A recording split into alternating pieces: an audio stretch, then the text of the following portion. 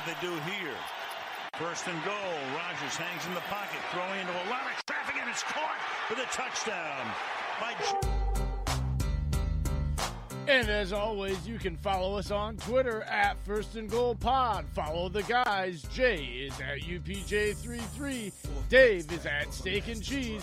And the fantasy wonder man himself, Dylan, is at DylanBusby1. Email all your questions and comments to us at firstandgoalpodcast@yahoo.com, and you will make the show live during our mailbag segment. Again, that's firstandgoalpodcast@yahoo.com.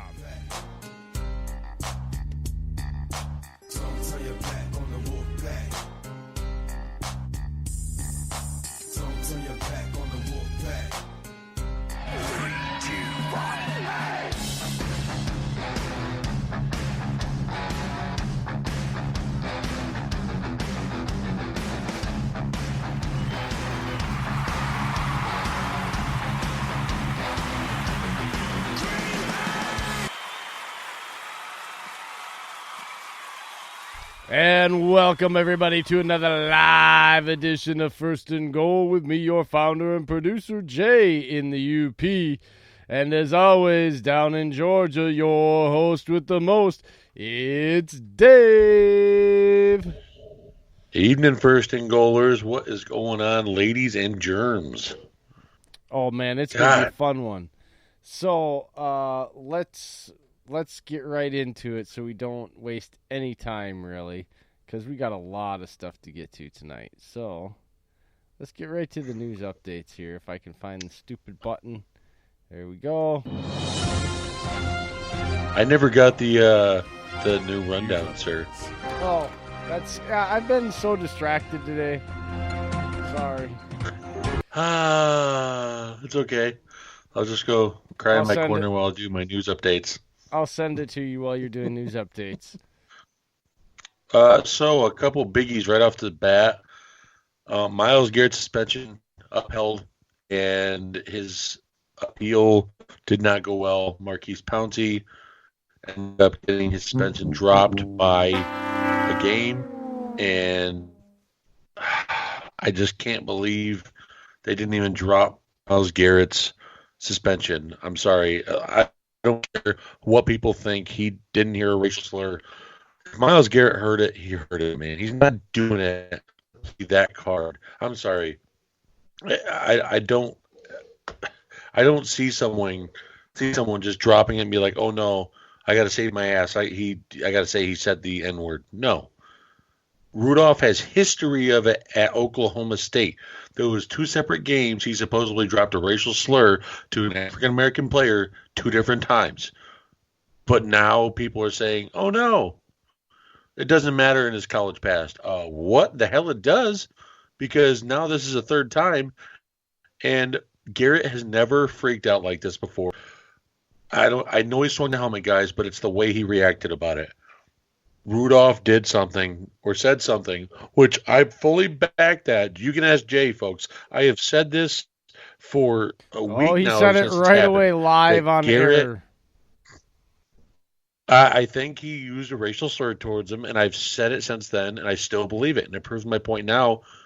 Garrett he's not using it to gain his advantage. He's using it because Rudolph probably said it. That's just my opinion, folks. I mean, I know I'm not a verified source, but I mean, still, if you go back and watch the film, folks, you will go ahead and watch Garrett get up after getting kicked in the crotch by Rudolph. There was a pause of 1 to 2 seconds, and then that's when he snatches his helmet off, and that's when Rudolph is looking up at him. Go watch the film, and you're going to come back and be like, man, Dave is right. Just saying, why would he pause and all of a sudden rip his head off? Oh, yeah, because he dropped the N-word on Myles Garrett. That's why. But moving on from that, also, too, Antonio Brown came out recently, tried to apologize to Robert Kraft about being rude on social media because he wants to play football again, blah, blah, blah, blah, blah, another crybaby scene. Guess what? The Patriots came back out and said, we don't want you, Antonio. Stay away from us. So not surprised there. I'm glad the Patriots are doing the right move on that. I mean, Sanu is hurt. It looks like he will be out this week, but the Patriots always find someone like a grocery bagger, and he's going to come out and play wide receiver this weekend. He'll have 100 yards and a touchdown. It's the way it always works with the Patriots. Wouldn't you agree, Jay?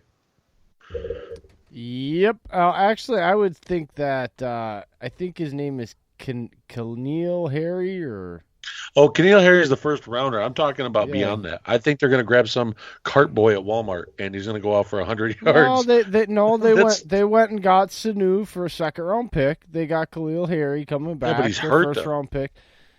I'm just saying, Edelman's still there. Like they have like 17 running backs that they can use. Like I just Yes, literally 17, folks. It's not an exaggeration. no, I just don't understand. And they drafted most of them. That's the funny thing. It's like Yeah, they've put a lot of draft capital into that backfield. Look, the Patriots they are what they are, and they will probably be different in 4 weeks than what we see them playing like now. I mean, you just never know with them. I think Belichick took the next step, Jay, to go ahead and he realized because if you watch the past couple games, Brady's looking like Manning in the middle of the Denver season when they won his last Super Bowl.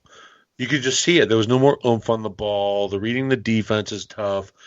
I think he stocked up on running backs because he knew this day would come. Let the running backs do the work for you. Have Tom throw some little dump routes and stuff like that to move the ball down the field and have a top defense in the NFL.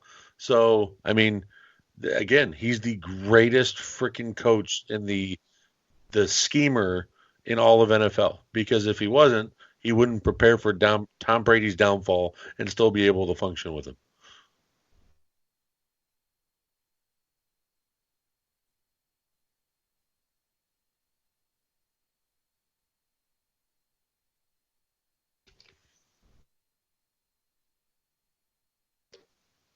But this is looking like Peyton's final year, though. He said terrible.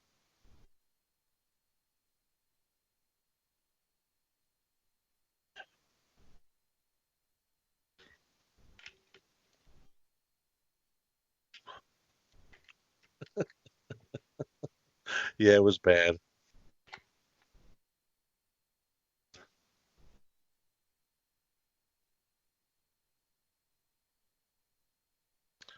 Yeah.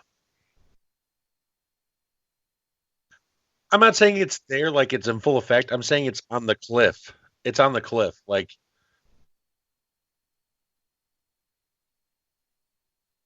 but the Philly game showed it big time.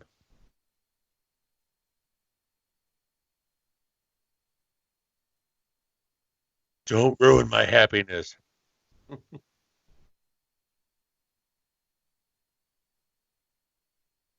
Yeah.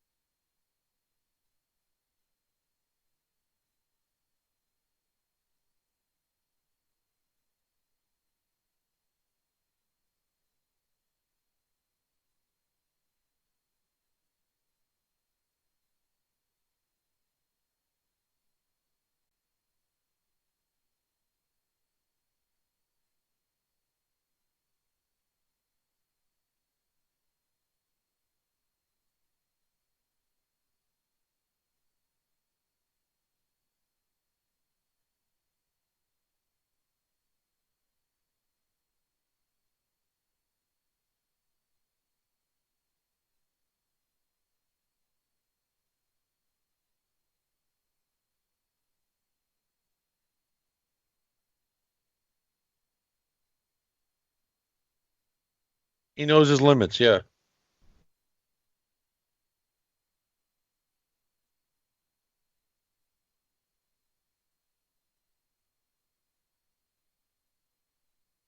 Mm.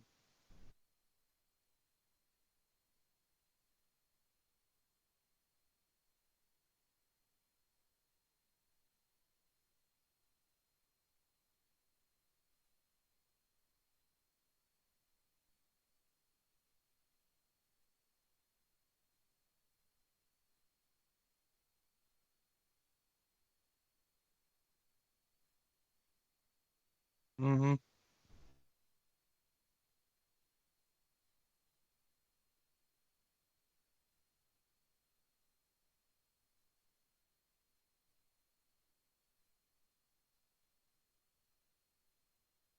Yeah, Peyton went all out. He went straight for the max. Oh, definitely.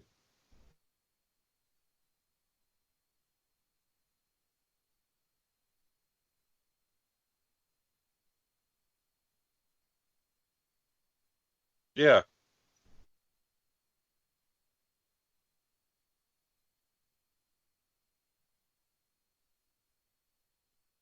No, I hear you. I mean, I know they made the Super Bowl last year, but I mean, Peyton looked pretty damn good the year before he started to hit that cliff too. And I mean, I know he says he's going through stretches. So, oh look, we just got a question. It looks like Monty's listening to us. Okay, question from the fan box, live on air for Mr. Monty.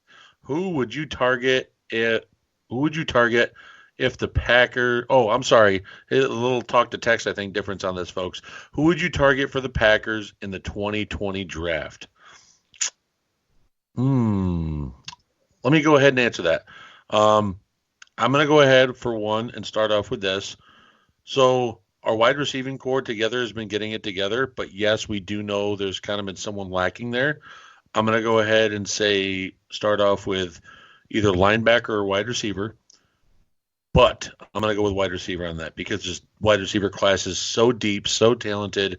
I feel like you can get a linebacker a little later in the draft.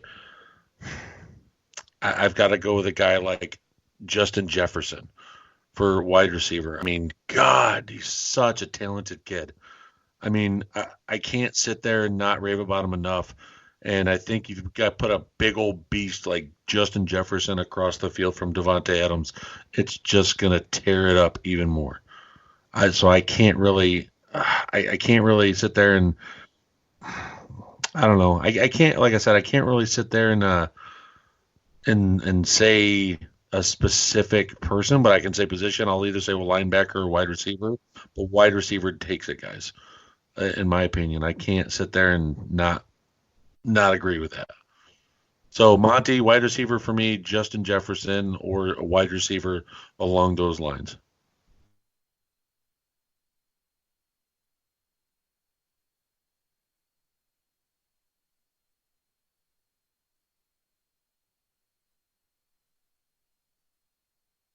Hmm.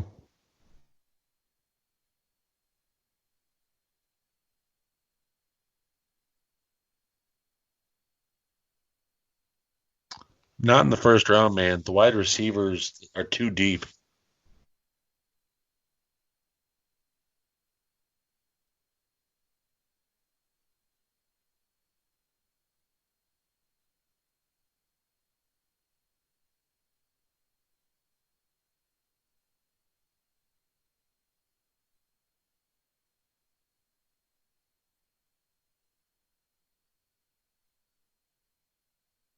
Yeah,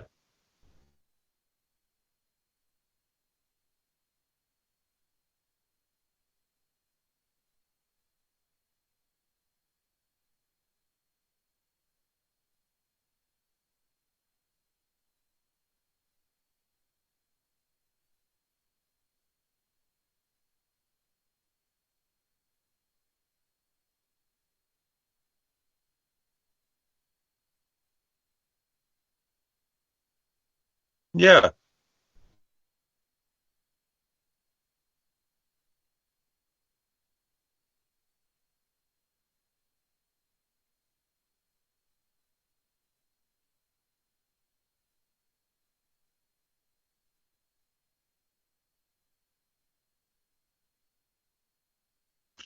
You're talking about a stud like Kenny Clark next to him, basically. Yeah.